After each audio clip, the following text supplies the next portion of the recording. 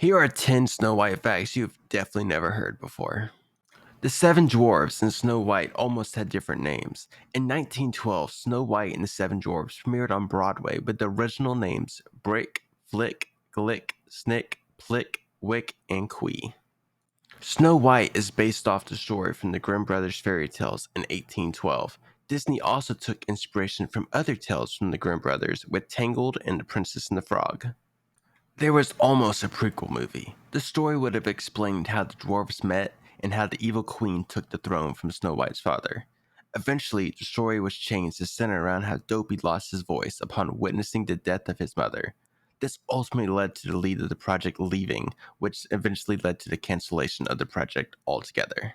There were also 3 sequel movies theorized. The films would have followed the title characters' return home to families and friends after the evil queen's demise in Snow White. Snow White is the first Disney princess and first fictional female character with a star on the Hollywood Walk of Fame. Walt Disney wanted to keep Snow White's voice as a special one-time sound. He held the actress to a very strict contract. Except for a tiny part in The Wizard of Oz, she never had a real singing part in a movie again.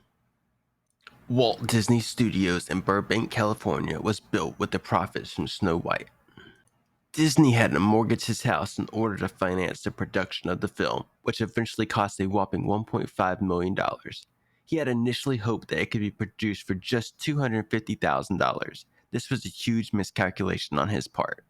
Snow White took 3 years to produce. In fact, it was known mockingly in the industry as Disney's folly, and even Walt's wife Lillian said no one's ever going to pay a dime to see a dwarf movie.